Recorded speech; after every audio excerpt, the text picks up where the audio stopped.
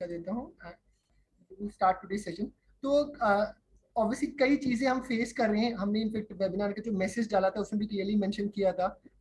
Russia Ukraine war चल रही है, इन्फ्लेशन चल रहा है काफी हाई, पेट्रोल डीजल के प्राइसेस काफी हाई है, इवन दो गवर्नमेंट ने अभी रिसेंटली एक्साइज ड्यूटी कम करी है, बट फिर भी काफी हाई है।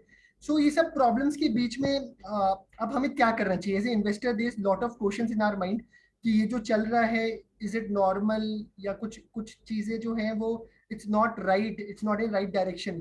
So as an investor, what are the things which we should do? So अच्छे से कवर करेंगे आज के सारे टॉपिक्स को। तो स्टार्ट करते हैं friends. So it's just a brief introduction about me. I think most of you who have joined know me, so ज़्यादा टाइम नहीं लगाएंगे. So I am a chartered accountant, company secretary and CFP, and I am founder and CEO at Money Compound. Money Compound is a firm which was started in 2018, and the sole motto of this firm is to give the best advice for its client. And I think that is what we aspire for. And thank you all in for joining in for today's session. So आज के agenda को देखते हैं हम क्या क्या चीजें cover करने वाले हैं। So market correction, I think जो हमारा बेसिक चीज है कि मार्केट जो करेक्शन चल रहा है वो क्यों हो रहा है। History of market correction, past में अगर मार्केट करेक्ट हुआ है तो कैसे मार्केट ने बिहेव किया है, what have been the scenarios. Three crucial aspects of equity. हम जब इक्विटी इन्वेस्टमेंट करते हैं आइदर थ्रू लमसम और थ्रू म्यूचुअल फंड्स और through SIP in any mode, तो ये तीन चीजें जानना बहुत जरूरी है। जब भी हम कोई इन्वेस्टमेंट करते हैं इक्विटी से रिलेटेड इंस्ट्रूमेंट्स में, ये तीन चीजें जानना बहुत जरूरी है। And it will help in understanding कि अगर हम चीजें तीन चीजें समझ जाएंगे तो हमारे जो इन्वेस्टमेंट बिहेवियर है, जो हमारा इन्वेस्टमेंट पैटर्न है, शायद थोड़ा सा और बेटर हो जाए। हम चीजों को लेकर इतना मतलब बोलते हैं ना कि जो शॉर्ट टर्म मूव्स है उसको लेकर इतना टेंशन में ना आए या इतना हम घबराए ना। सो तीन एस्पेक्ट्स इक्विटी को समझना बहुत जरूरी है। Then we will talk about what should an investor do. I think that's a very important question कि someone who has already invested, अब मार्केट गिर रहा है तो अब क्या, मैं तो ऑलरेडी इन्वेस्ट कर रहा हूँ या मेरी ऑलरेडी एसआईपी जा रही है, अब मैं आगे क्या करूँ? अगर मार्केट गिर रहा है या आगे भी हमें लगता है कि मार्केट करेक्ट करेगा तो मुझे क्या करना चाहिए। then we'll talk about time in the market versus time in the market. I think ये जो आंसर है time in the market versus timing in the market बहुत इंपॉर्टेंट है। और कहीं ना कहीं व्हाट इन्वेस्टर शुड डू, शायद हम उस पर भी ये बात करेंगे कि इन्वेस्टर को क्या करना चाहिए, और इनफैक्ट हम अलग से ये भी बात करेंगे कि इन्वेस्टर्स को क्या नहीं करना चाहिए। So what investor should do and what investor should not do. So दोस्तों इसी के साथ हम लोग स्टार्ट करते हैं। अगर आप लोग आज के सेशन के लिए एक्साइटेड हैं तो please type BIO, bring it on. अगर आप लोग एक्साइटेड है आज के सेशन के लिए, ये जो टॉपिक्स हैं जो हम कवर करने वाले हैं, are you excited to hear about it, to learn about it, तो please type BIO, bring it on. और दोस्तों आप लोग की एनर्जी मुझे चाहिए, बिकॉज जितना ज्यादा आप लोग इंटरेक्टिव होंगे उतना ज्यादा मुझे मजा आएगा सेशन देने में। And it has to be interactive session, trust me. It's nothing कि हम यहाँ पे एक वन वे ऑफ ट्रांसफर है। It's more of interaction. Will try to address all your questions. Will use chat box, unmute नहीं करेंगे otherwise disturbance होगा। और आप लोगों के जो भी क्वेश्चंस है ना, please right it down. Trust me, session के एंड में सब कुछ कवर करेंगे, कोई भी ऐसा क्वेश्चन नहीं होगा जो कवर ना हो यहाँ पे। और उसके बाद भी इन केस कुछ क्वेश्चंस रह जाते हैं तो obviously we will share our social media handles and emails and WhatsApp. आप उनमें बिल्कुल क्वेश्चन पूछ सकते हैं, all the questions will be addressed. Thanks a lot, मुझे सबके रिस्पॉन्सेज आ गए दोस्तों। सो चलिए लेट्स ब्रिंग इट ऑन। अब बात करते हैं मार्केट करेक्शन विद हिस्ट्री। तो अभी चल क्या रहा है, what is the current scenario. So market अभी जो करेक्ट कर रहा है उसकी मेजरली 4 रीजंस है। पहला, war between Russia and Ukraine. I think everybody is aware of this war. काफी हम न्यूज में देखते हैं, मीडिया में देखते हैं, बहुत सिचुएशन देखा जाए तो काफी टेंस सिचुएशन है। अभी भी काफी टाइम हो गया वॉर को स्टार्ट हुए, बट फिर भी काफी टेंस सिचुएशन है। Second is rise in crude oil prices. I think crude oil prices बढ़ रहे हैं, इसकी वजह से obviously petrol and diesel prices बढ़ रहे हैं। And as we all know कि पेट्रोल एंड डीजल प्राइसेस बढ़ते हैं तो इन जनरल सभी चीजें महंगी हो जाती है by default, because transportation cost बढ़ती है। तो इस तरीके से सारी हमारी जो रोजमर्रा की चीजें हैं, कंज्यूमर गुड्स हैं, everything is impacted because of increase in petrol and diesel prices. और इसके साथ साथ सिर्फ पेट्रोल डीजल नहीं, अगर आप देखेंगे तो काफी मेटल्स के प्राइसेस, काफी कमोडिटी के प्राइसेस भी काफी बढ़े हैं लास्ट 4-6 मंथ्स में। हम बात करेंगे वो क्यों बढ़े हैं, उसकी बारे में बात करेंगे। इन्फ्लेशन, ऑब्वियसली जैसे हमने कहा कि जैसे पेट्रोल एंड डीजल के प्राइसेस बढ़े हैं उसकी वजह से इन्फ्लेशन ओवरऑल बढ़ा है। And then fourth factor is sell of by FIs। FIs means foreign institutional investors. तो जो बाहर के जो हमारे फॉरेन इन्वेस्टर्स हैं उन लोगों ने भी काफी सेलिंग करी है इंडिया मार्केट में as well as emerging markets में। वो क्यों करी है उसके बारे में बात करेंगे, उसका डेटा पॉइंट के बारे में बात करेंगे कि क्या उन्होंने अभी तक कितना इन्वेस्ट कर रखा है, इतनी सेलिंग करी है तो क्यों करी है।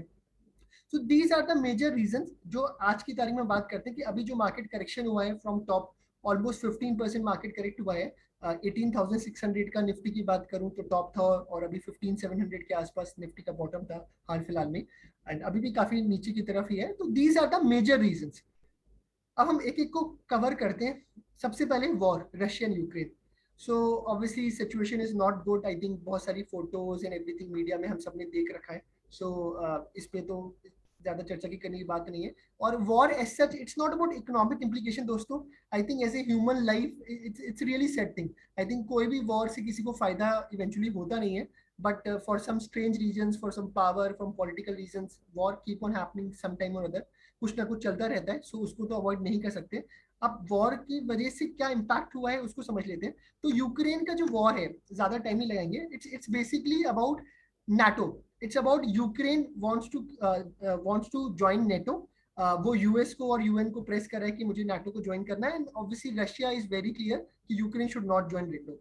And these have been timelines, एंड ये जो वॉर है ना, इसके जो अगर हम सीक्वेंसिंग देखेंगे, it's not recent, it's about काफी टाइम से चीजें चल रही हैं।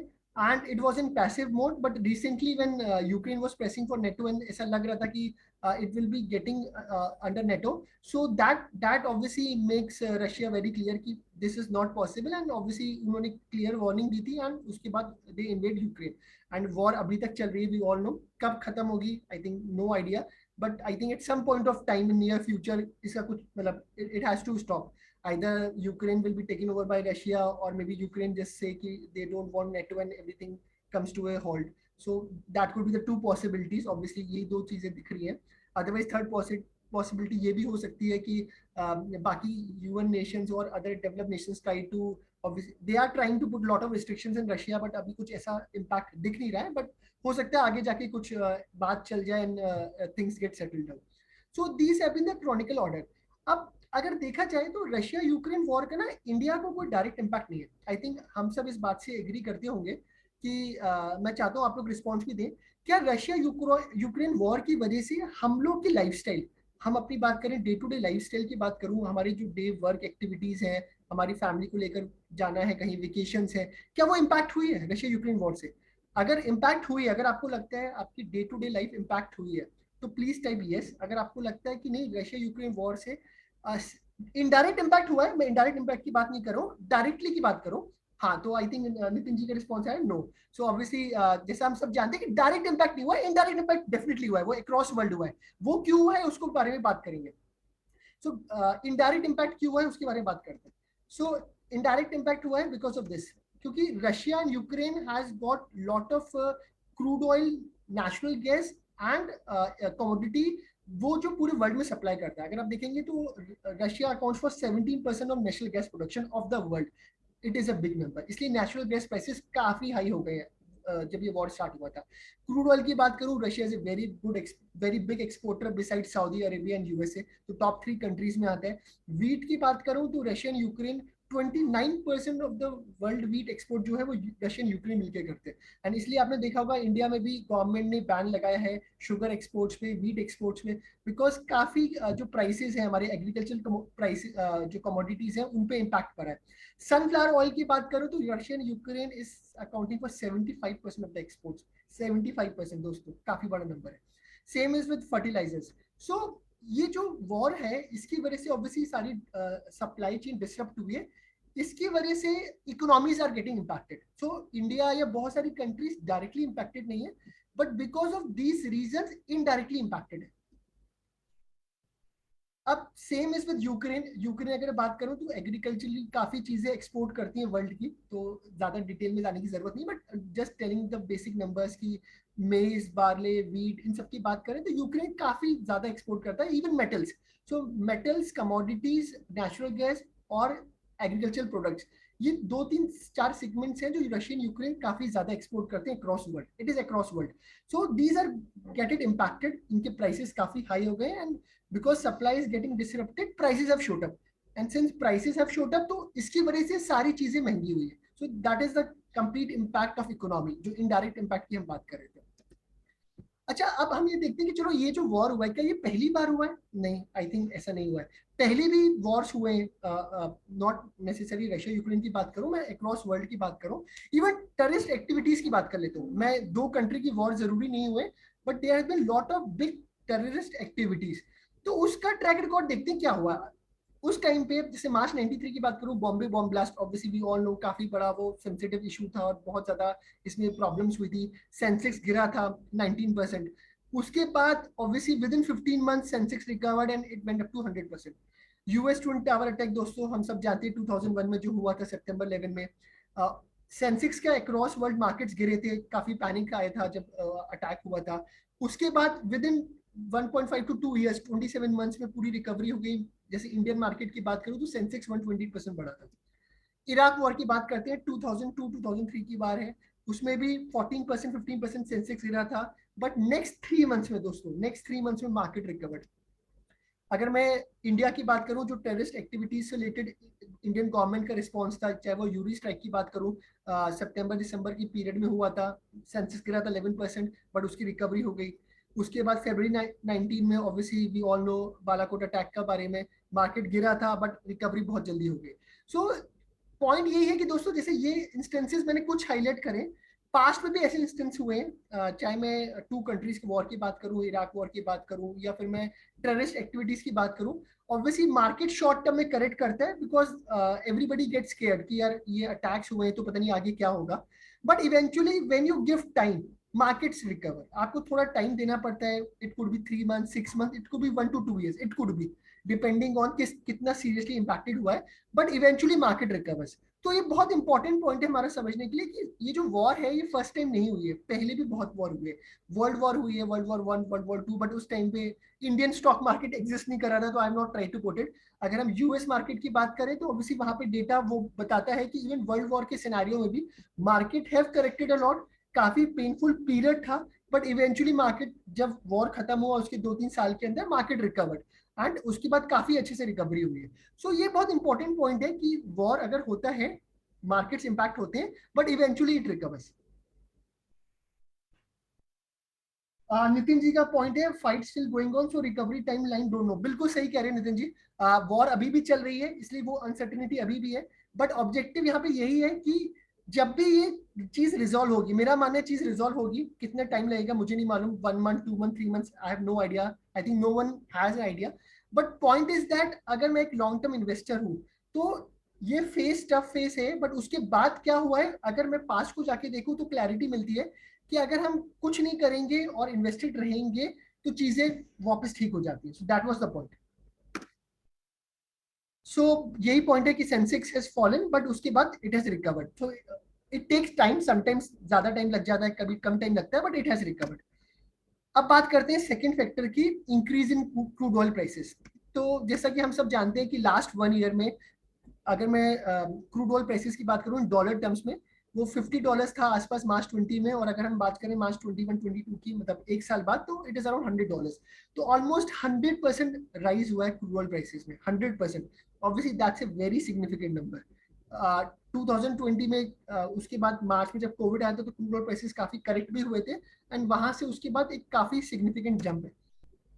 And because of crude oil prices बढ़े हैं तो ऑब्वियसली वी नो कि पेट्रोल और डीजल के prices across different metro cities have increase. ये मार्च के प्राइसेस हैं दोस्तों. अभी प्राइसेस कम हो गए बिकॉज गवर्नमेंट ने एक्साइज ड्यूटी कम कर दी है. But still prices have increase significantly because crude oil prices बढ़े तो पेट्रोल डीजल के प्राइसेस बढ़े. अब हम देखते हैं कि पास्ट में ऐसा हुआ है कि crude oil prices first time बढ़े या पास्ट में भी ऐसा हुआ है. तो अगर हम डेटा देखेंगे तो 2007-8 में भी क्रूड ऑयल प्राइसेस काफी बढ़े थे. It went up to 190%. Market गिरा था, सिग्निफिकेंटली नहीं, बट मार्केट गिरा था. एंड उसके बाद रिकवरी हुई. It take some time but recovery हुई. Same is in 94. Crude oil prices बढ़ा था अराउंड 35-36%. सेंसेक्स गिरा था अराउंड 10%. उसके बाद रिकवरी हुई. नेक्स्ट 3 to 4 years में उसमें रिकवरी हुई. सो ऐसे पहले भी इंस्टेंसेस हुए जब क्रूड ऑयल प्राइसेस बढ़े हैं और उसके बाद मार्केट ने रिकवरी दी है। और कई बार ऐसा ये भी हुआ है कि क्रूड ऑयल प्राइस गिरे हैं तो भी मार्केट्स गिरे। सो यहाँ पे पॉइंट ये है कि जरूरी नहीं कि क्रूड ऑयल प्राइसेस जब भी बढ़े तभी मार्केट करेक्ट किया है। तो मेरा पॉइंट ये है कि ऐसा डायरेक्ट कोरिलेशन हर बार रोज जरूरी नहीं है। इस बार we can say market has corrected तो yes crude oil prices are increased, but there has been few instances जब क्रूड ऑयल प्राइसेस गिरे हैं और मार्केट भी गिरा है। सो हर समय ये कोरिलेशन हो जरूरी नहीं है। Even though India is a very big importer of crude oil, so India को नॉर्मली नेगेटिवली इंपैक्ट करता है, यानी कि अगर क्रूड ऑयल प्राइसेस बढ़ते हैं तो इंडियन इकोनॉमी के लिए अच्छी बात नहीं है, that's a given scenario. But there has been instances जब क्रूड ऑयल प्राइसेस गिरे हैं और मार्केट भी गिरा है, तो इट्स नॉट नेसेसरी कि क्रूड ऑयल प्राइसेस जब गिरे हैं तो मार्केट हमेशा ऊपर ही गया, इट्स नॉट नेसेसरी। और इसके साथ ऐसे भी इंस्टेंसेस हुए जब क्रूड ऑयल प्राइसेस बढ़े हैं और मार्केट भी बढ़ा है। अगर हम अभी की बात करें सबसे लेट 2021 में, इसमें हम देख सकते हैं कि क्रूड ऑयल प्राइसेस बढ़े हैं और उसके साथ साथ मार्केट भी बढ़ा है। ऐसी 98-99 में हुआ था when prices have increase sharply in year and Sensex भी बढ़ा था। उस समय आई थिंक काफी अच्छी रैली थी अक्रॉस ग्लोब की। 90 जून 90 से सितंबर 90 में भी क्रूड ऑयल प्राइसेस बढ़े थे when Iraq invade Kuwait, and उस टाइम पे भी सेंसेक्स बढ़ा था। सो ऐसे भी इंस्टेंसेस हुए हैं कि जहां पे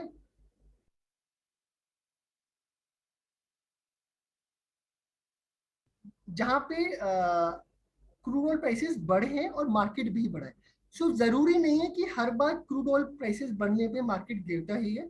yes there has been instances but not every time. So यहाँ पे पॉइंट ये है कि जरूरी नहीं है कि हर बार क्रूड ऑयल प्राइसेस बढ़ने में मार्केट गिरा ही हो। There has been few instances जब मार्केट बढ़ा भी है जब क्रूड ऑयल प्राइसेस बढ़े। This is about crude oil prices. और इसके साथ ये भी है दोस्तों कि कई इंस्टेंसेस ऐसे हुए हैं कि जब क्रूड ऑयल प्राइसेस गिरा है तो मार्केट गिरा भी है। सो ये भी इंस्टेंसेस हुए हैं कि जब क्रूड ऑयल प्राइसेस गिरा है तो मार्केट गिरा भी है। सो आई थिंक ये हमारा क्रूड ऑयल प्राइसेस में कवर हो गया। अब बात करते हैं थर्ड फैक्टर पे, इन्फ्लेशन पे। तो हम यहाँ पे ना ये भी चेक करेंगे कि हो सकता है कि सारी इवेंट्स कहीं ना कहीं कनेक्टेड हो, यानी कि वॉर, क्रूड, इन्फ्लेशन, ये सारी चीजें कनेक्टेड भी हो। बट हम सेपरेटली भी समझ सकते हैं कि इन्फ्लेशन, जब इन्फ्लेशन बढ़ता है या इन्फ्लेशन पास में जब बढ़ा है तो कैसे रिएक्ट किया है। अगर इन्फ्लेशन की बात करो तो आई थिंक हम सब जानते हैं इन्फ्लेशन मीन्स महंगाई, महंगाई की जो दर है। कोई भी चीज जब बहुत ज्यादा महंगी हो रही है, मतलब हम कोई चीज 100 रुपए में खरीद रहे हैं, वही सेम चीज साल के एंड में अगर 104 रुपए में, 105 रुपए में, तो उसको इन्फ्लेशन बोलते हैं। यानी कि सेम चीज अगर हम महंगे प्राइस पे खरीद रहे हैं तो दैट इज कॉल्ड इन्फ्लेशन। तो inflation obviously impacts everyone. I think हम जो भी चीज कंज्यूम कर रहे हैं अगर उसके प्राइसेस बढ़ रहे हैं तो हमारा जो बजट है वो पूरा हिल जाता है। I think lower class, middle class, everyone is impacted by inflation. And salary class की बात करूं तो वो भी इम्पैक्टेड है। अगर हमारी सैलरी बढ़ रही है 5% से और इन्फ्लेशन 7-8% से बढ़ रहा है तो इवेंचुअली हमारी जो सैलरी बढ़ रही है, हमारी जो इनकम बढ़ रही है वो रियल टर्म्स में नहीं बढ़ रही। सो काफी ज्यादा इन्फ्लेशन बढ़ा है लास्ट के 6-8 मंथ्स में। हम उसको डेटा वाइज भी स्टडी कर लेते हैं। सो ये 2020 तक का इन्फ्लेशन का डेटा है, इंडिया का इन्फ्लेशन का डेटा है। So on a long term basis India का इन्फ्लेशन 5 से 6% के बीच में रहा है। But there has been instances जब इन्फ्लेशन 9-10-13% तक गया, पर इट हैज कूल डाउन। तो यहाँ पे मेरा पॉइंट ये है बताने का कि अगर हम लॉन्ग टर्म इन्फ्लेशन का चार्ट देखें, ये डेटा 2020 तक है, तो उसके बाद ये प्रोजेक्शन है। अब ये जो डेटा था 2020 के बेसिस से बनाया गया था। उस टाइम पे ऑब्वियसली वॉर के इम्पैक्ट्स नहीं थे तो प्रोजेक्शंस में इन्फ्लेशन का रेट डाउन है। बट हम देखेंगे कि एक्चुअली इन्फ्लेशन बढ़ा है लास्ट के 6 मंथ्स में, 1 ईयर में इन्फ्लेशन बढ़ा है। तो मेरा पॉइंट ये बताने का कि इन्फ्लेशन अगर आप देखेंगे ना तो देयर हैज बीन इंस्टेंसेस जब इन्फ्लेशन बढ़ा है, बट इवेंचुअली क्या हुआ है कि इन्फ्लेशन कूल्स डाउन। तो ऐसा नहीं रहा है कि इन्फ्लेशन बढ़ा है तो सस्टेन रहा है, इट हैज कूल डाउन। हाँ, जब वो बढ़ता है then it cause lot of pain, इसमें कोई डाउट नहीं है। जब इन्फ्लेशन बढ़ रहा होता है तो it causes lot of pain to economy, to to end users like us, and obviously to stock market. तो ये एक फैक्ट है। अगर हम लास्ट 1 ईयर की बात करें तो इन्फ्लेशन हैज ऑब्वियसली 4.55 से अराउंड 7% है। तो inflation has been rising in last 1 year. So it is a concern, it is a concern. High inflation is worrisome for short term, there is no doubt about it. अच्छा, inflation से एक impact बताते हैं। जो हमारे जो जितने भी कंज्यूमर कंपनीज है ना, they have become very smart. अब ऑब्वियसली सारे सारे रॉ मटेरियल के प्राइसेस बढ़ गए हैं। अब वो अगर प्राइसेस बढ़ाएंगे तो कहीं ना कहीं उनको लगता है कि डिमांड कम हो जाएगी। So companies are very innovative. उन्होंने क्या करना स्टार्ट कर दिया है, this is a new term जो हम बोलते हैं economy which is called shrinkflation. जब महंगाई बहुत बढ़ जाती है तो कंपनीज क्या करती हैं, जो प्रोडक्ट्स है उसके जो कंटेंट है, जो उसका जो वो जो वेट है या जो भी कंटेंट डिलीवर करे उसको कम कर देते हैं, प्राइस सेम रखते हैं। तो अगर एक कोक जो 250 ml 20 रुपीज की आ रही थी, सेम कोक 200 ml की 20 रुपीज में आ रही है, तो प्राइस उन्होंने 20 रुपीज ही रखा कंपनी ने, बट कंटेंट कम कर दिया, तो इसको हम श्रिंकफ्लेशन बोलते हैं। तो आई थिंक दोस्तों हम सब आई थिंक इस दौर से भी गुजर रहे हैं। आप में से कितने लोग इस बात से एग्री करते हैं या उन्होंने देखा है या ऑब्जर्व किया है कि जो भी चीजें सामान खरीद रहे थे वो सब सामान के normally, I am not saying for every goods, normally consumer goods की बात करो, फास्ट मूविंग कंज्यूमर गुड्स की बात करो स्पेसिफिकली, चाहे वो हमारे डेली यूज गुड्स हो, ईटिंग प्रोडक्ट्स हो, शैम्पू सोप हो, कोई भी चीज हो, कि सबके में क्वांटिटी कंपनी ने कम कर दी है, प्राइस सेम रखा है। सो आप में से कितने लोग ये एक्चुअली फेस किया या फील करते हैं ऐसा हुआ है, प्लीज टाइप यस अगर आप लोग को लगता है कि हाँ ये जो चीजें हैं ये एक्चुअल में हुई है। तो मयंक जी का, सबका रिस्पॉन्स आ रहा है यस दोस्तों, हम सबके साथ हुआ, आई थिंक हम सब ने फील किया है कि कंटेंट कम हो गया है। So this is one way of passing the inflation, कि कंपनी कॉस्ट जो है वो प्राइस नहीं बढ़ा रही है, कॉस्टिंग उसकी बढ़ गई है, बट वो सेम प्राइस में उन्होंने कंटेंट को कम कर दिया। अब इन्फ्लेशन जब बढ़ता है तो ऑब्वियसली इंटरेस्ट रेट हाइक्स होते हैं, मतलब इसमें तो कोई सेकंड थॉट ही नहीं है, when there is rise in inflation there is rise in interest rate. अब हम देख लेते हैं कि अगर इंटरेस्ट रेट्स बढ़ रहे हैं तो how does market is reacted. So अगर हम देखेंगे तो देयर हैज बीन इंस्टेंसेस जब आइदर 50 बेसिस पॉइंट या 200 बेसिस पॉइंट, 200 बेसिस पॉइंट मतलब 2%, 50 बेसिस पॉइंट मतलब 0.5%, तो जहां पास में इन्फ्लेशन बढ़ा है या इंटरेस्ट रेट्स बढ़े हैं बिकॉज ऑफ इन्फ्लेशन, मार्केट्स ने नेगेटिवली रिएक्ट किया है। सो देयर भी इंस्टेंसेस जब मार्केट ने 7%, 25%, 10% रिएक्ट किया है। बट जैसे मैंने आपको बताया कि इन्फ्लेशन जो है वो सेल्फ एडजस्टिंग है, at some point of time high inflation के बाद आरबीआई और government take some steps and वो इन्फ्लेशन वापस कूल डाउन होता है, एंड देन मार्केट रिकवर्स। जैसे इन्फ्लेशन रिकवर होता है, डाउन होता है, इंटरेस्ट रेट साइकिल वापस डाउनवर्ड हो जाती है, वैसे ही मार्केट रिकवर कर जाता है। It can take some time, it can take one year, 2 year, but eventually market recovers. So ये एक इंपॉर्टेंट पॉइंट है। And there has been few instances जहां पे इंटरेस्ट रेट्स हाइक हुए हैं बट मार्केट फिर भी पॉजिटिव रिएक्ट किया है। ऐसे इंस्टेंसेस कम है, but yes there has been instances जहां पे जैसे 2013-14 में इंटरेस्ट रेट हाइक हुआ था but still market went up. 2005-6 में भी सेम था, one of the fastest I think bull market था इंडिया का 2003 से 2007 का। तो बीच में इंटरेस्ट रेट्स हाइक हुए थे बट फिर भी सेंसेक्स या मार्केट की बात करूं तो वो बढ़े थे। तो ये हमारे 3 पॉइंट्स हो गए जो हमने कवर किया। चौथा जो पॉइंट है आई थिंक वो भी कनेक्टेड है मेरे हिसाब से, everything is connected. Russia Ukraine war की वजह से क्रूड ऑयल प्राइसेस बढ़ रहे हैं, उसकी वजह से ऑब्वियसली इन्फ्लेशन बढ़ रहा है, उसकी वजह से इंटरेस्ट रेट्स बढ़ रहे हैं, और उसके साथ साथ आप देखेंगे तो एफ जो है, जो बाहर के इन्वेस्टर्स है, they are trying to pull the market, उनको लग रहा है मार्केट में पैनिक है। So first reaction what they do is that कि इमर्जिंग मार्केट, जितनी भी इमर्जिंग मार्केट्स है लाइक इंडिया, एशिया में जितनी भी है, Taiwan, China, Japan, they try to take the money from these market first. So F से मतलब होता है फॉरेन इंस्टीट्यूशनल इन्वेस्टर्स। तो जो बाहर के जो फॉरेन इन्वेस्टर्स हैं वो जो मनी इंडिया में लाते हैं उसको हम एफ बोलते हैं। तो हम देखेंगे ऑफ लेट एफ ने काफी पैसा निकाला है। सो अगर हम इस करंट कैलेंडर ईयर की बात करें, 1 जनवरी से लेकर टिल 28 मई तक की बात करें, तो एफ ने 2.22 लाख करोड़ की सेलिंग करी है। यस दोस्तों, काफी बड़ा नंबर है, पर इसको भी डेटा से समझते हैं, क्या ये पहली बार सेल ऑफ किया है या पहले भी ऐसा हो चुका है, नेट नेट एफ इंडिया में कितना इन्वेस्टेड है। तो before reading just a number कि एफ सेलिंग कर रहा है, let us understand the past, let us understand what does this mean. So जैसे मैंने बताया कि लास्ट के इस कैलेंडर ईयर में काफी आउटफ्लोज हुए हैं, इनफैक्ट ये आउटफ्लोज लास्ट 1 ईयर से चल रहे हैं, from last July August F ने काफी पैसा निकाला है। अब देखते हैं पास्ट में एफ ने कभी सेल ऑफ किया है तो क्या हुआ है। सो अगर हम देखेंगे पास्ट में भी ऐसे इंस्टेंसेस आए हैं जब एफ ने पैसा निकाला है। 2008-9 जब ग्लोबल फाइनेंशियल क्राइसिस थे, एफ ने काफी पैसा निकाला था, अराउंड 45,000 करोड़। मार्केट गिरा था बट उसके बाद रिकवरी आ गई थी। सेम 2015-16 में एफ ने 18,000 करोड़ निकाला था। 2018-20 में जब कोविड का टाइम आया था, जब लॉन्ग टर्म कैपिटल गेन लगा था, तो भी एफ ने पैसा निकाला था, but eventually after some period of time market recovered. अब ऑब्वियसली यहाँ पे जो नंबर है वो आप बोलोगे काफी बड़ा नंबर है, 1.22 लाख करोड़। इससे पहले जो नंबर्स थे वो 45,000 60,000 करोड़ ऐसे थे। पर इसको भी एक कॉन्टेक्स्ट में समझना जरूरी है कि आज की तारीख में अगर हम बात करें तो एफ इंडिया में has put in net net 50.7 lakh crore. तो अभी भी एफ इंडिया में 50.74 लाख करोड़ पैसा इन्वेस्ट कर रखा है। अभी की बात करो, ये नंबर अप्रैल 2022 का, जस्ट मतलब मई से, पिछले महीने का। तो 1.22 लाख करोड़ रुपए निकाला भी है, 2.22 लाख करोड़, तो भी वो 50 लाख करोड़ भी स्टिल इन्वेस्टेड है। So even though they have pull out so much money, they are still net long in India. So yes, थोड़ा सा टफ फेस है, थोड़ा सा उनको अनसर्टेनिटी दिख रही है across globe because of various reasons. So they have pulled on the money, but I think at some point of time they will stop and they will start coming, putting the money back in India. ऐसे पुराने instances हुए हैं जब उन्होंने साल 2 साल के लिए पैसा निकाला था, फिर वापस फंड्स को डाला था। अब सबसे बड़ी बात बताता हूँ, इस बार ऐसा क्या हुआ कि जब एफ ने पैसा निकाला भी तो भी मार्केट ने इतना करेक्शन नहीं दिया जितना नॉर्मली दे सकता था। उसका सबसे रीजन ये है कि डोमेस्टिक फ्लोज, जो डोमेस्टिक फ्लोज की बात करूं, हमारे म्यूचुअल फंड, इंश्योरेंस कंपनी, ये जो डोमेस्टिक इंस्टीट्यूशनल इन्वेस्टर्स है या retail investors, obviously retail investors आप में हम सब, जिन्होंने हमारी हर महीने एसआईपी जा रही है म्यूचुअल फंड में, वो म्यूचुअल फंड्स का पैसा वो इन्वेस्ट करें मार्केट में, हैव बीन वेरी स्ट्रॉन्ग। अगर हम अभी की बात करें, on an average 10 to 12,000 crore per month की एसआईपी फ्लोज है। एसआईपी फ्लोज ये तो हर महीने जाते ही है। उसके अलावा नेट फ्लोज, यानी कि लमसम परचेजेस और भी जो भी है, shifting from debt to equity, whatever the reasons, have been quite strong.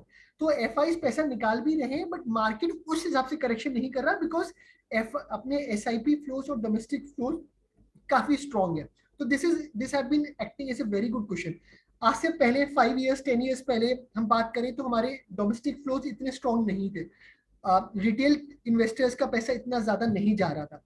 तो this is a very strong point कि जैसे जैसे मार्केट डेवलप हो रहा है, मैच्योर हो रहा है, एसआईपीज बढ़ रही हैं, we all are getting educated कि equity in long term gives good return, so वो मार्केट को ज्यादा स्टेबल रख रहे हैं। So that has been a really good factor. तो एफआई सेल ऑफ हुआ भी है, बट वो न्यूट्रलाइज हो गया है। अच्छा, तरुण जी का क्वेश्चन है, does FI feel that current valuation in the market is high as compare to other emerging markets? So sir, मैं बताना चाहता हूँ कि it's not only for India, FI ने अक्रॉस इमर्जिंग मार्केट से पैसा निकाला है। So whenever there is a geopolitical uncertainty, whenever there is a war, जैसे कोविड का सिचुएशन आया, ग्लोबल फाइनेंशियल क्राइसिस थे, इराक वॉर हुआ, तो कभी भी ऐसे सिनेरियोज होते हैं, तो व्हाट हैपेंस इज दैट कि ये जो इंस्टीट्यूशनल इन्वेस्टर्स हैं, जैसे मैं यूएस की बात करता हूँ, जैसे हमने देखा सबसे बड़ा हमारा जो इन्वेस्टर है वो थ्रू यूएस ही आता है। तो क्या होता है, यूएस में भी जो इन्वेस्टर्स होते हैं, समटाइम दे पैनिक, ऑब्वियसली ये जब सिचुएशन होती है, they try to pull out the money. Since they try to pull out the money, so as a fund manager, जो ग्लोबल फंड मैनेजर्स है, यूएस के जो फंड मैनेजर्स है, so they have invested a lot of money in US as well as in other developed nations like Europe, Australia, and to lot of money has been part to emerging markets like India, China, Japan, Taiwan. So what they do is that whenever the fund ke jo outflow start hote hain, when people start redeeming their funds, they try to first sell off the emerging markets, because उनको लगता है, उसका reason इसलिए भी होता है कि emerging markets थोड़े से हाई बीटा होते हैं, यहाँ पे ज्यादा रिस्क ज्यादा रिवॉर्ड होता है, दे नो कि थोड़ा सा हाई बीटा है। Second, rupee depreciation against dollar gets stronger whenever there is a panic in market। तो जब वो पैसा निकाल के वापस कन्वर्ट करेंगे तो उनको they will start losing more, so they try to sell emerging markets first and then eventually they sell in their markets also। इस बार मैं आपको बताता हूँ, इस सिचुएशन में इस बार थोड़ा स्ट्रेंज हुआ है, यूएस के मार्केट्स में ज्यादा सेलिंग हुई है as compare to Indian markets. Obviously Indian market में उन्होंने सेलिंग करी है, बट यूएस के मार्केट ज्यादा करेक्ट करे या अक्रॉस वर्ल्ड के मार्केट ज्यादा करेक्ट करे, तो वहां पे भी काफी ज्यादा सेलिंग हुई है, तो वहां पे भी काफी पैसा पुल आउट हुआ है, तो इसकी वजह से अक्रॉस वर्ल्ड सेलिंग आई है। तो मुझे ऐसा नहीं लगता पर्सनली कि इंडिया के अगेंस्ट कुछ आउटफ्लोज है। This is a normal scenario, across scenario है, and at some point of time it will stop and it will reverse. So बाकी कुछ क्वेश्चंस होगा उसको आगे एड्रेस करेंगे, let us try to cover other parts. अब हमने जो 4 पॉइंट से बात करी दोस्तों, ये 4 पॉइंट तो करंट सिचुएशन है। इन 4 पॉइंट्स के हमने पास्ट की सिचुएशन भी देख लिया कि कभी वॉर हुआ है या कभी इन्फ्लेशन ज्यादा हुआ है तो मार्केट्स ने कैसे रिएक्शन करा।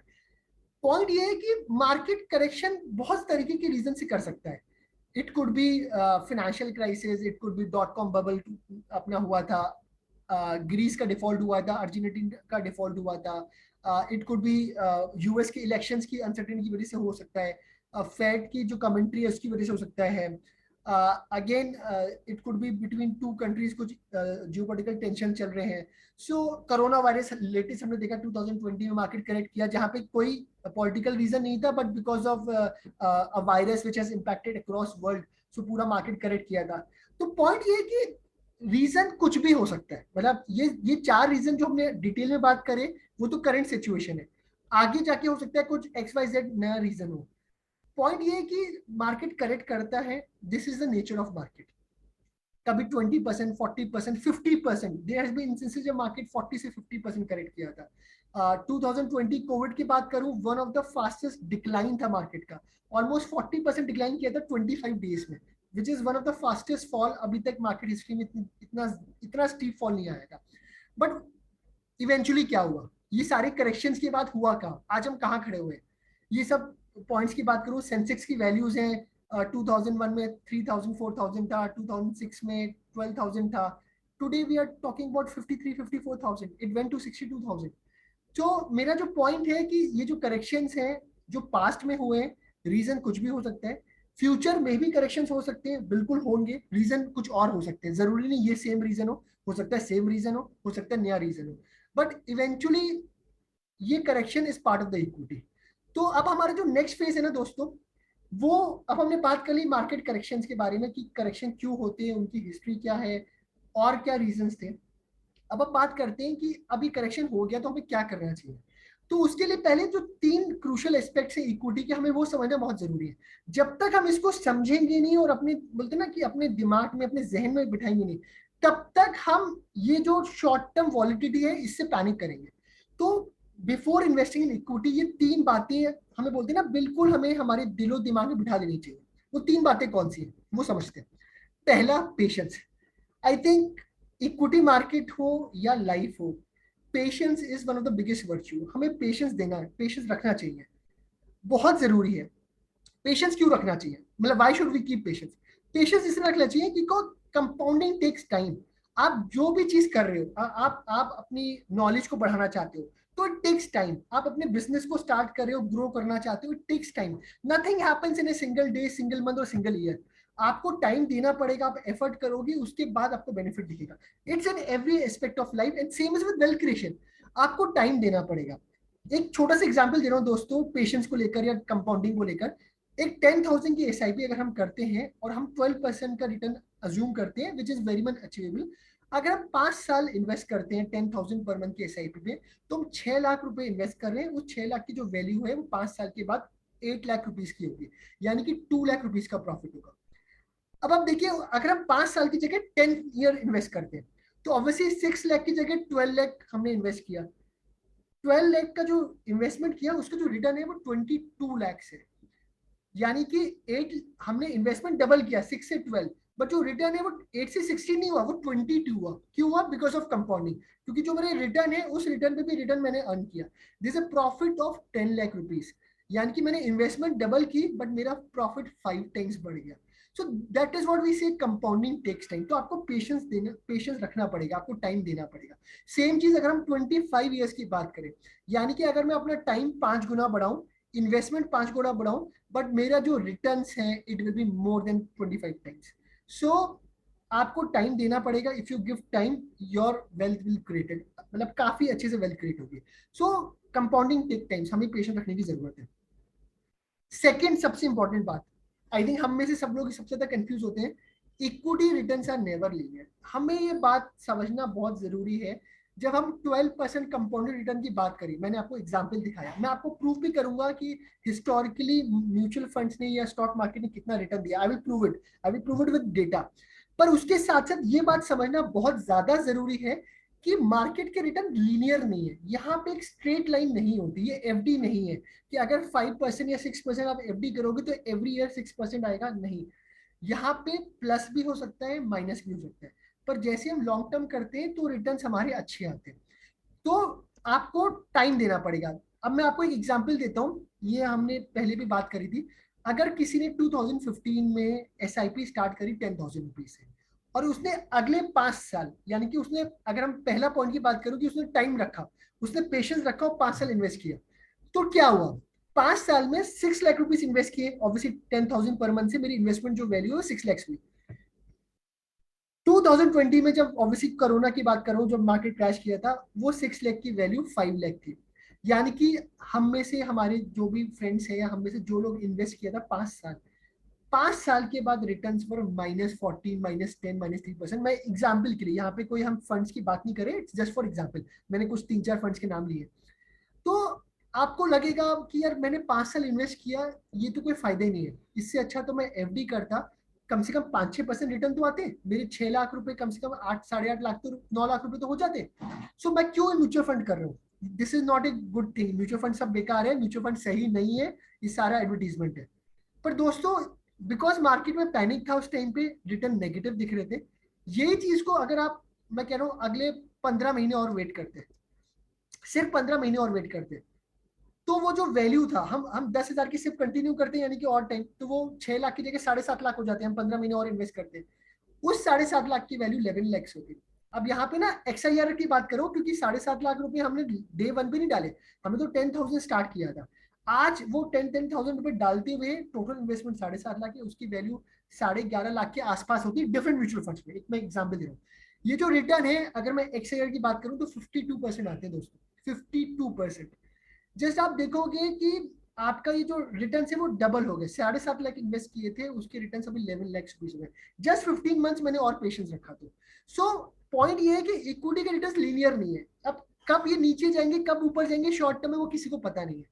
सो हमें ये चीज समझनी चाहिए कि market always behave like this, ये कोई नई बात नहीं है, ऐसा हमेशा होता आ रहा है, आगे भी होता रहेगा, कि आपको मार्केट ऊपर नीचे करेगा। This is a reality.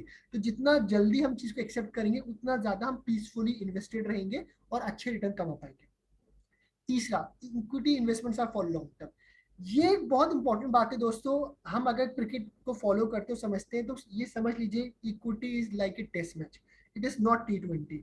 हम सबको लगता है कि हम स्टॉक मार्केट में आएंगे और 6 महीने साल भर में कुछ कमाल कर लेंगे, वो लक से हो सकता है। मार्केट जब बुल रन में होता है, जैसे लास्ट 2 इयर्स में था, 2020-21 में, तो एवरीबडी मेड मनी। बट अब मार्केट लास्ट 1 ईयर से 8 मंथ से करेक्शन फेज में है। तो आपको ये समझना जरूरी है कि equity market are only for long term. आप इसमें अगर लॉन्ग टर्म आओगे तभी आपको फायदा होगा। इस चीज को मैं डेटा से प्रूव करता हूँ दोस्तों। ये सेंसेक्स का डेटा है 1979 से, जब सेंसेक्स स्टार्ट हुआ था 100 पॉइंट से। तो ये एवरी ईयर मार्च के नंबर से, 1979 में वो 118 पॉइंट्स था, मार्च 80 में 148, अब मार्च 28 में इट वाज एट 58,000 लेवल्स। तो अगर मैं बात करूं तो ये 43 इयर्स का डेटा है। इन 43 इयर्स में अगर मैं देखूं तो सेंसेक्स 118 से 58,000 आया। इसका अगर मैं रिटर्न सिर्फ सेंसेक्स का देखूं तो दोस्तों 15% कंपाउंडेड रिटर्न है, 15% compounded return. It's a huge return. और यहाँ पे मैंने डिविडेंड कंसिडरेशन नहीं किया है, कंपनीज डिविडेंड भी देती हैं, तो अगर 1 से 2% डिविडेंड की बात करूं तो मार्केट ने ऑलमोस्ट 16-17% कंपाउंडेड रिटर्न दिया। अब ये जो चार्ट है, मैं क्यों आपको यहाँ दिखा रहा हूँ, पॉइंट ये है कि अगर मैं सिर्फ 1 ईयर रिटर्न की बात करूं कि एक साल में सेंसेक्स ने कितना रिटर्न दिया है, हर एक साल में, तो ऐसे 11 इंस्टेंसेस हैं, यानी कि 25% प्रोबेबिलिटी है कि सेंसेक्स ने नेगेटिव रिटर्न दिया। यानी कि आपने इन्वेस्ट किया और अगले एक साल में आप पॉजिटिव रहोगे या नेगेटिव, तो 25% प्रोबेबिलिटी है कि आपका शायद नेगेटिव रिटर्न है।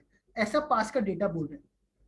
यही पैसे को अगर मैं 3-3 साल के लिए इन्वेस्टेड रहा, at any given point of time, मैं अगर 3 साल के लिए इन्वेस्टेड रहा, तो ये जो इंस्टेंस है वो 28% है, ऑलमोस्ट सेम सेम सिनेरियो, 25-28% है। अब देखते हैं 5 ईयर्स, अगर मैं किसी भी 5 ईयर्स में इन्वेस्टेड रहा हूँ सेंसेक्स में, जैसे कि 83 से 88, 84 से 89, किसी भी 5 ईयर्स पीरियड में अगर मैं इन्वेस्टेड रहा हूँ, तो सिर्फ 4 इंस्टेंसेस ऐसे हुए हैं इन 43 ईयर्स में जब सेंसेक्स ने नेगेटिव रिटर्न दिया है, यानी कि सिर्फ 10% प्रोबेबिलिटी। 5 साल में भी 10% प्रोबेबिलिटी है दोस्तों। बट जैसे ही आप 7 ईयर्स एंड बियॉन्ड की बात करते हैं, यहाँ पे 10 ईयर्स की डेटा की बात करूं, ऐसा कोई भी 7 ईयर्स प्लस या 10 ईयर्स प्लस नहीं हुआ है जहां पे आप इन्वेस्टेड रहे हो और स्टॉक मार्केट ने नेगेटिव रिटर्न दिया हो। तो जैसे ही आप टाइम फ्रेम बढ़ाते हो अपना, स्टॉक मार्केट की जो वॉलिटिलिटी है वो कम हो जाती है एंड वो रिटर्न आपके पॉजिटिव हो जाते हैं। तो हम इस चीज को समझ लें कि स्टॉक मार्केट या equity investments are for long term. Short term में इट कैन गिव शॉक। अब दोस्तों मैं आपसे एक क्वेश्चन और पूछना चाहता हूँ कि हम सब इतने ऑब्सेस्ड रहते हैं स्टॉक मार्केट के रिटर्न्स नेगेटिव आ रहे हैं, मार्केट पैनिक में। मैं आप सबसे पूछना चाहता हूँ, आप लोग गोल्ड में इन्वेस्ट करते होंगे, आप लोग रियल एस्टेट में इन्वेस्ट करते होंगे, सब जगह इन्वेस्ट करते हैं, हम सब करते हैं। क्या गोल्ड प्राइसेस कभी डाउन नहीं आते? कभी ऐसा हुआ है कि आपने गोल्ड प्राइस लिया और हमेशा वो ऊपर ही गया? गोल्ड प्राइसेस कभी ऐसा नहीं हुआ कि 34,000 से 23,000 आए हो? गोल्ड प्राइसेस कोविड के टाइम पे 55,000 था, उसके बाद 46,000 आया। रियल एस्टेट प्राइसेस स्पेसिफिकली, जो भी मेरे फ्रेंड्स दिल्ली एनसीआर में है, पिछले 8 to 10 ईयर्स में आपसे पूछता हूँ, आपको क्या लगता है प्रॉपर्टी के प्राइसेस बढ़े हैं कि कम हुए? या आपने जो भी घर ऐसे इन्वेस्टमेंट लिया है उसके प्राइसेस क्या कभी बीच में कम नहीं हुए थे? सो दोस्तों प्राइस वॉलिटी हर एक एसेट क्लास में। मैं जानना चाहता हूँ, आप लोग प्लीज रिप्लाई करें जो मैंने क्वेश्चन पूछा है। क्या सिर्फ इक्विटी के प्राइसेस गिरते हैं या फिर गोल्ड के, रियल स्टेट की, या और भी कमोडिटी या और भी एसेट क्लासेस के प्राइसेस गिरते हैं? एफडी का मैं मानता हूँ पॉजिटिव रिटर्न होता है, पर इंटरेस्ट रेट्स क्या एफडी के नहीं गिरते? एफडी के इंटरेस्ट रेट्स आज से 3-5 साल पहले क्या 9% नहीं थे और आज वो 5.5% है? एफडी के 10 साल पहले क्या रेट 10% नहीं थे और आज 5% है, 5.5% है? तो क्या बाकी एसेट क्लासेस में रिटर्न्स कभी गिरते नहीं है क्या? तो मैं आप सबसे क्वेश्चन पूछता हूँ दोस्तों, प्लीज टाइप यस और नो कि आप लोग इस चीज को एग्री करते हैं कि नहीं करते हैं कि it's not only equity, gold, silver, real estate, सारे एसेट क्लासेस के प्राइसेस फ्लक्चुएट करते हैं। हो सकता है इतना ज्यादा ना करते हो, कम करते हो, बट करते हैं। सो थैंक्स एवरीवन, आप सबके रिस्पॉन्स आ रहे हैं। तो दोस्तों हम लोग क्यों पैनिक कर देते हैं वो भी हम आगे समझेंगे, बिकॉज मीडिया में इस तरीके से प्रेजेंट किया जाता है। बिकॉज इक्विटी प्राइसेस रोज हमें दिखते हैं। जब हम गोल्ड खरीदते हैं और अपनी सेफ में या लॉकर में रख देते हैं, हम उसके बाद प्राइसेस को रोज फॉलो नहीं करते। हम रियल एस्टेट प्रॉपर्टी अगर खरीदते हैं, चाहे खुद के रहने के लिए या खुद के ऑफिस या शॉप के लिए या फिर इन्वेस्टमेंट के लिए, तो हम उसको लेकर रख देते हैं। उसके बाद हम डेली प्राइसेस नहीं पूछते अपने ब्रोकर से कि मेरा आज घर का प्राइस 80 लाख से 82 हो गया कि 78 हो गया। प्राइसेस वहां भी फ्लक्चुएशन है, बट हम डेली पूछते नहीं है। अखबार की हेडलाइंस नहीं आती इस तरीके की कि सेंसेक्स या मार्केट इतना गिरा तो लोगों का इतना लॉस हुआ।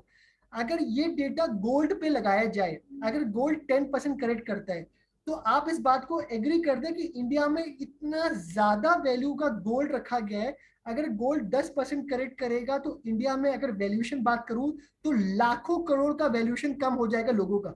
अगर गोल्ड 55 से सिर्फ 50,000 भी आता है, और अगर हम ये स्टेटमेंट निकालें कि इन्वेस्टर्स का इतने लाख करोड़ का नुकसान हुआ, जैसा कि हेडलाइंस हमारे स्टॉक मार्केट होता है, तो गोल्ड का वैल्यू सेंसेक्स या स्टॉक मार्केट की वैल्यू से ज्यादा होगा। क्योंकि इंडिया में गोल्ड कब से खरीदा जा रहा है और सिर्फ खरीदा ही जा रहा है, लोग बेचते नहीं सिर्फ खरीदते। तो कितना अमाउंट ऑफ गोल्ड इंडिया में पड़ा हुआ है, तो ये सारी चीजों में है एप्लीकेबल। बट पॉइंट ये है कि हम वहां पे ध्यान नहीं देते। वहां पे हम बोलते हैं कि हमने खरीद के रख दिया है, जब भी बढ़ेगा, जब भी मुझे सेल होगा तब भी सेल करूंगा, मैं बीच में सेल नहीं करूंगा। सो ये एक बहुत इंपॉर्टेंट पॉइंट है दोस्तों। अब लास्ट सेक्शन ऑफ हमारा पीपीटी है, what should an investor do. कि यार मैंने चीजें समझ ली कि क्या क्या प्रॉब्लम्स चल रही हैं, प्रॉब्लम्स पास्ट में कैसे बिहेव करी है, इक्विटी मार्केट की 3 सबसे इंपॉर्टेंट चीजें क्या है, अब एज ए इन्वेस्टर मैं क्या करूं। तो इस क्वेश्चन को एड्रेस करते हैं, जो लास्ट सेक्शन है, लास्ट के 10-15 मिनट है, इस पे एड्रेस करते हैं, what should an investor do.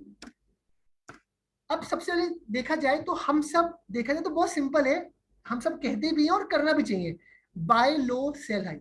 यानी कि मुझे सस्ते में खरीदना चाहिए और महंगे बेचना चाहिए। आई थिंक आप सब इस बात को एग्री करते हैं। हर चीज में हम यही करते हैं, जब भी कोई सेल लगती है मार्केट में, या हम जनरली शॉपिंग पे जाते हैं ग्रोसरीज की या अदरवाइज अपने क्लोथ्स की, तो जब भी सेल लगती है तो हम ज्यादा खरीदते हैं, बिकॉज हमें लगता है कि ये सस्ता है तो ज्यादा खरीदते हैं। पर दोस्तों स्टॉक मार्केट में उल्टा होता है। नॉर्मली जब मार्केट ऊपर होता है तो हम इन्वेस्ट करने को रेडी होते हैं, और जब मार्केट नीचे आ रहा होता है तो हम सेल कर लेते हैं पैनिक ऑफ फियर की वजह से। ऐसा क्यों होता है? ऐसा इसलिए होता है बिकॉज हमें डर लगता है, बिकॉज ह्यूमन साइकोलॉजी ऐसी है कि हम प्राइसेस को देखते हैं, हम मीडिया को सुनते हैं, हम न्यूज़पेपर पढ़ते हैं, हम सोशल मीडिया देखते हैं, मार्केट गिरता है, काफी नेगेटिव न्यूज आती है, तो हम डर जाते हैं। और हमें ऐसा लगता है कि आज हमें जितना लॉस हो रहा है या थोड़ा प्रॉफिट हो रहा है तो उसको बेच देते हैं, आगे हो सकता है और लॉस हो जाए, उससे बेटर है आज बेच देते हैं। जबकि ये प्रूवन फैक्ट है कि स्टॉक मार्केट हो या कोई भी एसेट क्लास हो, मैं कह रहा हूँ कोई भी एसेट क्लास हो, अब चाहे गोल्ड की बात हो, कि आप सस्ता हो तो खरीदो, महंगा हो तो बेचो।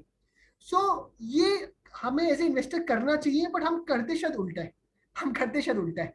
तो ये एक रीजन है। हमने ये बात पहले भी करी है दोस्तों कि इक्विटी मार्केट वॉलेटाइल है, equity market is like a roller coaster. तो क्या है ना, जब मार्केट ऊपर जाता है तो हम सबको बहुत मजा आता है, वही मार्केट जब नीचे आता है तो हमें डर लगने लगता है। डर लगता है तो we try to obviously do things which we should not do. Roller coaster में तो आई थिंक हम सब क्लियर है, जब तक वो रुकता नहीं है तब तक हम निकलते नहीं है। पर मार्केट में क्या होता है ना कि हम डर के मारे, बिकॉज इट्स इजी, हम सेल का बटन दबा देते हैं, हम फोन कर लेते हैं अपने एडवाइजर्स को कि भाई मेरा म्यूचुअल फंड बंद कर दे या रिडीम कर दे, it's easy, it's just one step.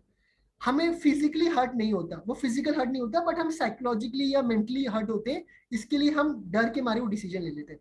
पर राइट स्ट्रेटेजी क्या है, क्या करना चाहिए? मेरे ख्याल से बहुत सिंपल है, स्टे इन्वेस्टेड, स्टे सेफ, कुछ नहीं करना चाहिए। जस्ट अगर मार्केट गिर रहे हैं और आप लॉन्ग टर्म इन्वेस्टर हो तो आपको कुछ नहीं करना चाहिए, जस्ट स्टे रिलैक्स, कुछ नहीं करना चाहिए।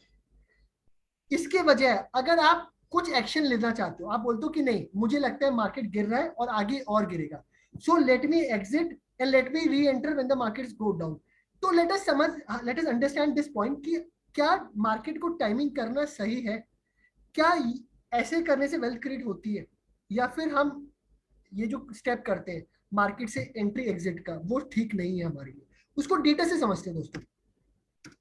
सो अगर हम कॉन्स्टेंटली मार्केट से एंट्री एग्जिट करेंगे तो ये एक रीजन रहा है कि जो स्टॉक मार्केट का रिटर्न है और जो इन्वेस्टर का रिटर्न है वो डिफरेंस रहा है। वो डिफरेंस क्यों रहा है? Because of this timing reason, because of this human emotions, कि हम गलत टाइम पे गलत एक्शन करते हैं। मार्केट जब हाई होता है तब हम इन्वेस्ट करते हैं, मार्केट जब डाउन होता है तो हम सेल कर देते हैं। तो हम जो टाइमिंग करने की कोशिश करते हैं, हमें लगता है कि मार्केट अभी और नीचे जाएगा तो हम सेल कर देंगे, और जब नीचे जाएगा तो बाय करेंगे। हम सब ने देखा है दोस्तों, कोविड के टाइम पे जब मार्केट ने रिकवरी स्टार्ट करी थी, हम सब जानते हैं, हम सब इस बात से एग्री करते हैं, हम सब सोच रहे थे कि हम दोबारा इन्वेस्ट करेंगे, बट मार्केट ने वो अपॉर्चुनिटी कभी दोबारा दी ही नहीं, मार्केट ऊपर जाते ही गया। ये जो टाइमिंग करते हैं ना, उससे कुछ फायदा नहीं होता, उससे कुछ फायदा नहीं होता। मैं आपको स्टैटिस्टिकली भी प्रूव कर सकती हूँ इस बात को। एक छोटा सा एग्जाम्पल लेते हैं। अगर हमने 2003 में 1 लाख रुपीज इन्वेस्ट किए थे, 2003 में 1 lakh rupees one time invest किए थे, उसकी वैल्यू एज ऑन 31 जुलाई 2021, पिछले साल का डेटा है, उसकी वैल्यूज इन डिफरेंट सिनेरियोज में क्या होती है। अगर मैं सेंसेक्स की बात करूंगा तो 15 लाख रुपए होते हैं। अगर मैंने 1 लाख रुपए वन टाइम इन्वेस्ट किया होता जनवरी 2003 में, तो सेंसेक्स में उसकी वैल्यू 15,51,000 होती, 15,51,000। अगर मैं डिफरेंट म्यूचुअल फंड में इन्वेस्ट किया होता तो उसकी value 40 lakh, 28 lakh, 40 lakh, on an average 35 to 40 lakh होती, अगर डिफरेंट म्यूचुअल फंड्स में इन्वेस्ट किया होता। पर उसमें से दोस्तों ये ऑलमोस्ट ऑलमोस्ट 6,000 दिन होते हैं, 2003 से 2022 ऑलमोस्ट 6,500 दिन होते हैं। इन 6,500 दिन में से अगर मैं सिर्फ कुछ दिन बाहर होता, अगर कुछ सिर्फ अच्छे दिन, ऑब्वियसली इनमें से काफी दिन नेगेटिव होते, काफी पॉजिटिव होते, भाई मार्केट तो रोज प्लस माइनस या स्टेगनेट होगा, तीन स्टेज ही हो सकती है, या तो मार्केट प्लस होगा, या मार्केट सेम लेवल पे होगा, या मार्केट डाउन होगा। तो अगर इनमें से सपोज हम 10 डेज की बात करता हूँ, अगर सिर्फ 10 अच्छे दिन, सबसे अच्छे दिन नहीं होते, तो मेरा जो रिटर्न 15 लाख है ना दोस्तों, वो सिर्फ 7 लाख रह जाता सेंसेक्स में। जो बिरला म्यूचुअल फंड है वो 41 लाख की जगह 21 लाख हो जाता। यानी कि अगर सिर्फ मार्केट हम सिर्फ 10 अच्छे दिन, सबसे 10 अच्छे दिन नहीं होते इन 6,500 दिनों में, तो मेरा रिटर्न 50% से कम हो जाता। और ये चीज अगर मैं 40 अच्छे दिन, 6,500 में से सिर्फ 40 अच्छे दिन में मार्केट में नहीं रहा, मतलब मैंने मार्केट को टाइम करने की कोशिश करी, मैंने पैसा निकाल लिया, मार्केट बढ़ा उस टाइम पे मैं नहीं था, जब मार्केट बहुत बढ़ा उस 2 दिन 10 दिन में नहीं था, तो दोस्तों 1 लाख रुपीज सिर्फ 1,61,000 होता, सिर्फ 1,61,000। सिर्फ 40 दिन मैंने मिस करे 6,500 दिन में से। तो पॉइंट ये है कि वो 40 दिन कौन से, वो किसी को नहीं पता, वो दुनिया में किसी को नहीं पता, किसी भी इन्वेस्टर, किसी भी ट्रेडर जो बोल रहा है उसको पता है वो लायर है, सिर्फ भगवान को पता है, या फिर समवन हु सेज कि जिसको पता है तो वो तो लायर है। तो पॉइंट ये है कि मैं क्यों ये टाइमिंग करने से क्या कर रहा हूँ, मैं टाइमिंग करने से इवेंचुअली जो सबसे अच्छे दिन है उसको मैं शायद गवा सकता हूँ, उसको मिस कर सकता हूँ। तो ये बात ध्यान रखिए कि हमें लॉन्ग टर्म के लिए इन्वेस्ट करना है और ये टाइमिंग को अवॉइड करना है। टाइमिंग के चक्कर में हमारी जो वेल्थ क्रिएट हो सकती थी वो नहीं होगी, ये हमें नहीं करना। अब एज ए एग्जिस्टिंग इन्वेस्टर, अब हम में से बहुत सारे लोग मैं जानता हूँ एग्जिस्टिंग सिप कर रहे हैं। अब वो बोले कि मार्केट गिर रहा है मैं क्या करूँ, तो बहुत सिंपल है, आपकी सिप चल रही है तो उसको कंटिन्यू करें। सिप का पर्पस ही ये था कि जब मार्केट डाउन होगा तो आपको सस्ते प्राइस पे ज्यादा यूनिट्स मिल जाएंगी। That was the whole purpose of SIP. तो आपकी सिप चल रही है तो उसको कंटिन्यू करें। अगर आपके पास एक्स्ट्रा पैसा है तो आप अपनी सिप को बढ़ा भी सकते हैं। आइडियली हर साल हमें सिप को टॉप अप करना चाहिए जिससे कि हमारी वेल्थ ज्यादा क्रिएट हो। वेरी गुड टाइम, मार्केट गिर रहा है तो ये तो बहुत अच्छी अपॉर्चुनिटी है। यहाँ पे आपको आपकी सिप अमाउंट बढ़ा देनी चाहिए, मेरा ये मानना है, जितने से आप कंफर्टेबल। अब कोई बोलता है कि मुझे लमसम कमिटमेंट नहीं देना बट मुझे इन्वेस्टमेंट करना है, I am ready to invest for 2 years 3 years, I am okay, market अभी डाउन है but I am ready to invest, तो क्या करना चाहिए? तो मेरे हिसाब से एसटीपी कर सकते हैं। STP is like systematic transfer plan. यहाँ पे हम एक फंड में, डेट फंड में पैसा डाल देते हैं और वहां से पैसा इक्विटी म्यूचुअल फंड में शिफ्ट होता रहता है for certain weeks, for certain months, depending on the person requirement. तो rather than putting the whole money right now, I think STP is the better way because market काफी volatile है आजकल, market बहुत ऊपर नीचे करता है, तो STP is a better way। Second, हम पार्ट्स में इन्वेस्ट कर सकते हैं। अगर सपोज हमें 5 लाख रुपीज इन्वेस्ट करने हैं तो what we can do, we can put 1.5 to 2 lakhs right now. फिर अगर बीच में मार्केट 2-3 महीने में और करेक्ट करता है तो फिर हम 1.5 2 lakhs डाल सकते हैं। रिमेनिंग 1 लाख हम बाद में डाल सकते हैं। हो सकता है मार्केट बढ़ जाए तो भी हम पार्ट्स में डाल सकते हैं। तो I think that's a very good strategy कि हम पार्ट्स में इन्वेस्ट कर सकते हैं। That's a very good strategy. तो rather than waiting for the bottom, जो कोई पकड़ नहीं सकता कि मार्केट कब बॉटम होगा, it's always better strategy to invest in parts. तो लमसम इन्वेस्टर को ये करना चाहिए। ऑब्वियसली हम अगर अनइन्फॉर्म इन्वेस्टर हैं या हम मार्केट्स की न्यूज को देखकर या सोशल मीडिया को इम्पैक्ट करते हैं तो जब भी मार्केट गिरता है तो हम ऑब्वियसली परेशान हो जाते हैं, टेंशन में आ जाते हैं कि हमारा पोर्टफोलियो डाउन है, नेगेटिव है, स्टॉक्स नीचे चल रहे हैं, म्यूचुअल फंड की से नीचे चल रहे हैं। पर जो स्मार्ट इन्वेस्टर है ना दोस्तों, वो इसका फायदा उठाते हैं। He tries to buy the opportunity. ये जो फोटो लगाई ना बाय द डिप, आप देखोगे कि कैसे कैसे जो स्मार्ट इन्वेस्टर है वो वेल्थ क्रिएट कर लेता है, क्योंकि वो जब जब मार्केट में करेक्शन आता है वो पैसा और डालता है। बिकॉज उसको मालूम है इवेंचुअली कोई भी रीजन हो मार्केट करेक्शन का, मार्केट उसके बाद रिकवर कर जाता है। और ये जो ऊपर मैंने ये जो फोटो डाली है उसका एक रीजन ये भी है, मेरा जो मानना है, मैं सबको बोलता भी हूँ कि दोस्तों, इंसान हो या स्टॉक मार्केट, अंत में सब ऊपर ही जाते हैं। तो आप घबराओ मत। देयर विल बी चांसेस जब मार्केट बीच में नीचे जा रहा है but eventually market, economy, India will grow and so will the stock market. So this is what a smart investor should do. अब इसको ना डेटा से भी समझ लेते हैं। चलो मैंने बोला कि इन्वेस्ट करना चाहिए या करेक्शन में हमें पैनिक नहीं करना चाहिए। Let us study with this with data.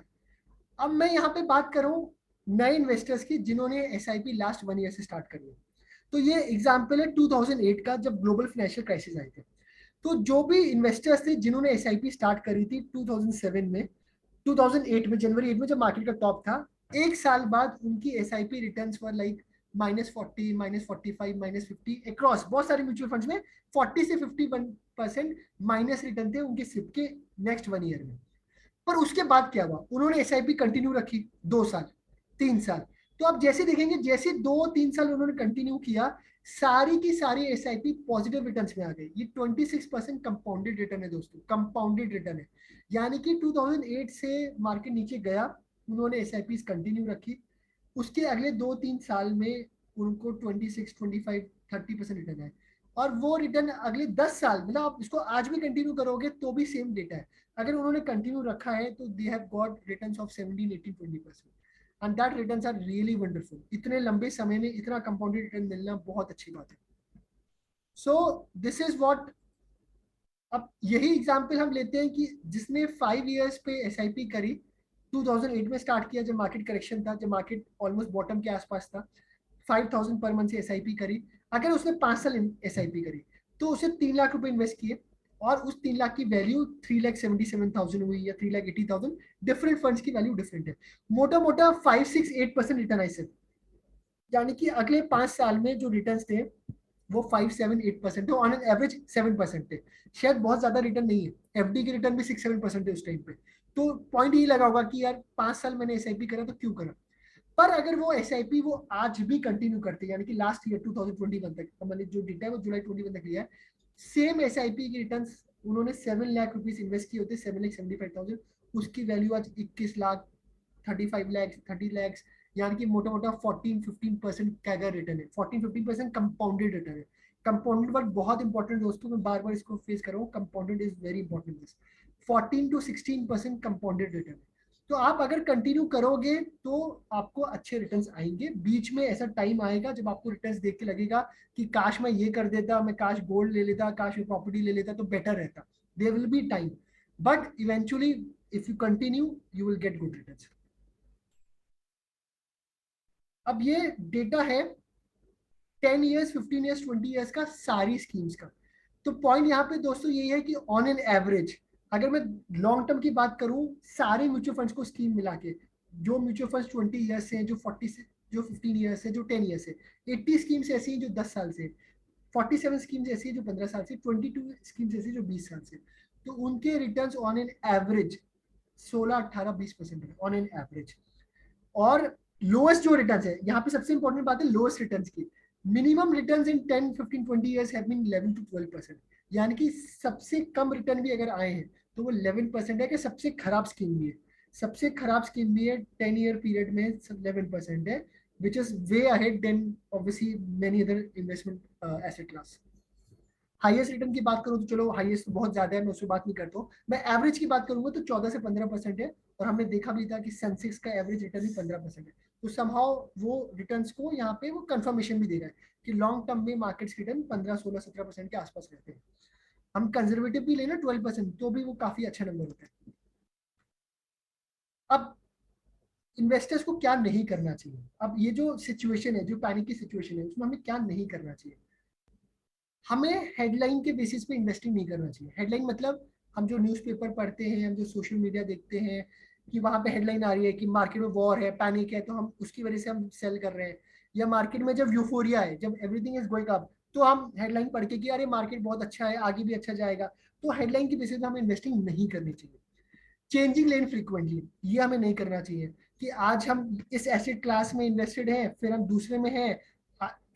2020 में गोल्ड के वैल्यू ज्यादा बढ़े तो हमने गोल्ड में मूव कर दिया। फिर अभी इक्विटी मार्केट ने अच्छा किया तो हमने 2020 में इक्विटी मूव कर दिया। फिर अब एफडी के रिटर्न अच्छे हैं क्योंकि इक्विटी नेगेटिव है तो हमने एफडी मूव कर दिया। हमें लेन फ्रीक्वेंट चेंज नहीं करनी चाहिए। हार्ड इन्वेस्टिंग, हार्ड इन्वेस्टिंग मतलब दोस्तों ये होता है कि जहां पे सब लोग कर रहे हैं वहीं पे मैं इन्वेस्टमेंट कर रहा हूँ। अब यूफोरिया चल रहा है, या कोई एसेट क्लास को लेकर एग्जांपल लेता हूँ, क्रिप्टो को लेकर कोई नया एसेट क्लास आया, एवरीबॉडी इज इन क्रिप्टो, तो हमने भी इन्वेस्टमेंट कर दिया क्रिप्टो में। तो हार्ड इन्वेस्टिंग हमें नहीं करनी चाहिए। हमें अपनी जरूरतें, हमारी रिस्क प्रोफाइल, हमारी क्या गोल्स है उसके हिसाब से इन्वेस्टिंग करनी चाहिए।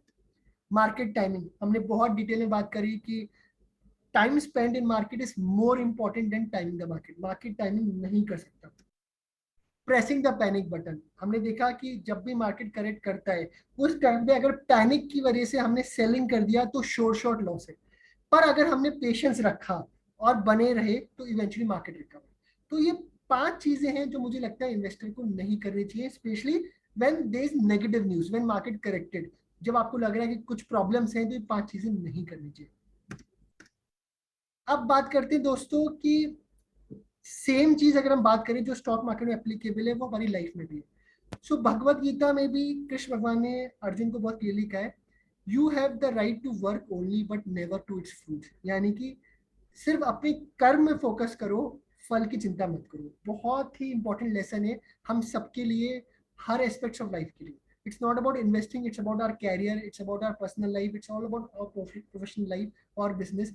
कि we should focus on our work rather than action. Market क्या करेगा वो मार्केट को करने दो, हम क्या कर सकते हैं हमें उस पर फोकस करना है। तो हम क्या कर सकते हैं, इन्वेस्टर के कर्मा क्या है। तो हमारे हाथ में क्या है दोस्तों, हमारे हाथ में क्या है, लेट अस अंडरस्टैंड दैट। हमारे हाथ में है कि हम इन्वेस्टमेंट हर साल बढ़ा सकते हैं, ये हमारे हाथ में। हम अपनी सेविंग्स बढ़ा सकते हैं, यानी कि अपने खर्चे को कम कर सकते हैं। अगर हमें लगता है कि खर्चा हम ज्यादा कर रहे हैं, अननेसेसरी कर रहे हैं, उसको हम कम कर सकते हैं, वो हमारे हाथ में। डाइवर्सिफिकेशन, ऑब्वियसली हम अलग अलग एसेट क्लासेस में, अलग अलग कैटेगरी ऑफ म्यूचुअल फंड्स में हम डाइवर्सिफिकेशन कर सकते हैं, वो हमारे हाथ में। हम अपने पोर्टफोलियो को अच्छे से डाइवर्सिफाई कर सकते हैं। Investing as per financial goal, मेरे गोल जैसे हैं, अगर मेरे लॉन्ग टर्म गोल्स हैं तो मुझे कैसे इन्वेस्ट करना है, अगर शॉर्ट टर्म गोल है तो कैसे इन्वेस्ट करना है, वो मेरे हाथ में। तो अगर मुझे लॉन्ग टर्म इन्वेस्ट करना है तो मैं इक्विटी या फिर रियल स्टेट में इन्वेस्ट करूंगा। अगर मुझे शॉर्ट टर्म इन्वेस्ट करना है तो मैं गोल्ड या एफडीज या डेट्स या बॉन्ड्स में इन्वेस्ट करूंगा। ये मेरे हाथ में, मैं कहाँ इन्वेस्ट करना चाहता हूँ मेरे गोल के हिसाब से, मेरे हाथ में। Cutting of noise and stay patient at the time of planning, ये मेरे हाथ में है। सी, लोग तो हल्ला करेंगे, मीडिया में ऐसा आएगा, उनको तो बोलते हैं ना ब्रेकिंग न्यूज चाहिए, न्यूज चैनल वालों को, मीडिया को, बट उस न्यूज को, उस नॉइस को कट ऑफ कैसे करना वो मेरे हाथ में। मुझे पैनिक नहीं करना है, वो मेरे हाथ में। तो ये मेरे कर्मा से एज ए इन्वेस्टर। और क्या मेरे हाथ में नहीं है, बोलते ना फल की चिंता नहीं, मेरे हाथ में क्या नहीं है? मैक्रो फैक्टर्स मेरे हाथ में नहीं है। इकोनॉमिक कंडीशंस, कि मार्केट कंडीशंस कैसी हैं, इकोनॉमिकली कैसे इंडिया कर रही है, इवेंट्स एंड सिचुएशंस। हमने बात करी कि कोई इवेंट हो गया हो, चाहे वो इंडिया से रिलेटेड हो या जियो पॉलिटिकल इवेंट्स हो, वॉर हो, टेररिस्ट एक्टिविटीज हो, ये सब हमारे हाथ में है ही नहीं, हम कुछ नहीं कर सकते। इन्फ्लेशन बढ़ना, क्रूड ऑयल बढ़ना, कुछ नहीं कर सकते। मार्केट मूवमेंट, मार्केट ऊपर जा रहा है, नीचे जा रहा है, ये सारी चीजें हमारे हाथ में नहीं है, हम कुछ नहीं कर सकते। हम सोच सकते हैं बट हम कुछ कर नहीं सकते। तो जो चीज हमारे हाथ में नहीं है तो उसके बारे में क्यों टेंशन ले रहे हैं? जो चीज हमारे हाथ में उस पर काम करते हैं ना, हमारे हाथ में ये सारी चीजें, उस पर हम काम करेंगे तो इवेंचुअली हमारी वेल्थ क्रिएट होगी। सो आई थिंक दोस्तों आज का सेशन ऑलमोस्ट 12:05 हुआ है, तो I think we have completed in time. So now I'm open to question and answer, and I really thank you all the participants for joining in, and I hope ये जो 1 hour है, I hope we have tried to capture some points, we have tried to learn few things which could be helpful not only in investing but in a life in general. And मैं सबसे request करूंगा, एक feedback form है, मैं chat पे मैं उसको भेज रहा हूँ। So I will request everyone कि उस फीडबैक फॉर्म को प्लीज फिल करें, and I am ready to take any question. और मैं यहाँ पे मैं एक्सेस दे रहा हूँ। Anyone if want to unmute can unmute and ask questions, otherwise chat में आप बात कर सकते हैं। So I will request everyone to give feedback on the session. Plus आपको क्या लगा, या आपको कोई पॉइंट लगा कि वैलिड नहीं हो, या आप इस चीज से एग्री करते नहीं हो, तो भी आप डिस्कस करो, आप यहाँ पे हम डिस्कस कर सकते हैं। ऑब्वियसली ऐसा जरूरी नहीं हमने जो पॉइंट्स पे बात करी है आप उस पॉइंट को एग्री करो ही करो। सो आई विल रिक्वेस्ट एवरीवन कि आपके कोई भी क्वेश्चंस हैं मार्केट इन्वायरमेंट को लेकर, ये जो सिचुएशन है उस पर आप प्लीज पूछिए, and I am more than happy to answer this. And hopefully जैसे हम बता रहे हैं, हर महीने हम सेशन करते हैं, आगे भी हम सेशन करते रहेंगे अलग अलग टॉपिक्स पे। आप लोग बता सकते हो आपको किस टॉपिक पे सेशन करना है, and will try to continue these sessions. I know बहुत टाइम से रिक्वेस्ट है यूट्यूब वीडियोस की, हमने एक वीडियो निकाला भी था बट वो शॉर्ट वीडियो था। बहुत जल्दी हम करेंगे, we are working on it. बहुत जल्दी will try to at least put 1 or 2 videos every month on different investment topics, different investment opportunities, उस पर हम लोग वीडियोस निकालेंगे। So I will request everyone please अपना फीडबैक फॉर्म फिल करें, and कोई भी क्वेश्चन है तो प्लीज उसको आप पूछ सकते हैं, either chat के थ्रू और through unmute yourself and you can ask.